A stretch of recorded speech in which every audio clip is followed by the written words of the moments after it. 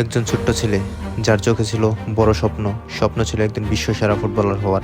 সেই ছেলেটি আজ বিশ্বের অন্যতম ফুটবলার কিলিয়ান এমবাপ্পে। ১৯৯৮ সালের ২০ ডিসেম্বর ফ্রান্সের প্যারিসের কাছে জন্মগ্রহণ করেন এমবাপ্পে। ছোটবেলা থেকেই ফুটবলের প্রতি ছিল তার অগাধ ভালোবাসা। খুব অল্প বয়সে তিনি গতি, ড্রিবলিং এবং গোল করার দক্ষতার নজর কেড়ে নেয় সবার। এরপর ২০১৭ সালে তিনি যোগ দেন প্যারিসের স্টেড জার্মেনে। সেখানে একের পর এক গোল, দুর্দান্ত গতি আর অসাধারণ পারফরমেন্স দিয়ে নিজেকে প্রতিষ্ঠিত করেন বিশ্বের ফুটবলের অন্যতম সেরা তারকা হিসেবে। কিন্তু এমবাপ্পের জীবনে সবচেয়ে বড় অধ্যায় আসে ২০১৮ সালের বিশ্বকাপে। মাত্র ১৯ বছর বয়সে ফ্রান্সের হয়ে বিশ্বকাপ জয় করলেন তিনি।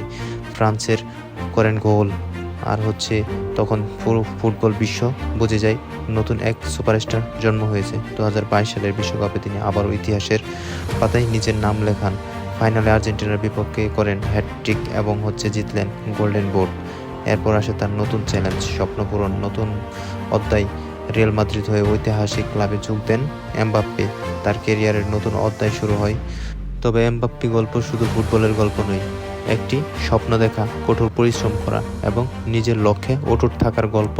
আজকে এমবাপ্পের আমাদের মনে করিয়ে দেয়, স্বপ্ন যদি বড় হয়, পরিশ্রম যদি সত্যি হয়, তাহলে একদিন সেই স্বপ্ন বাস্তবায়ন হতেই পারে।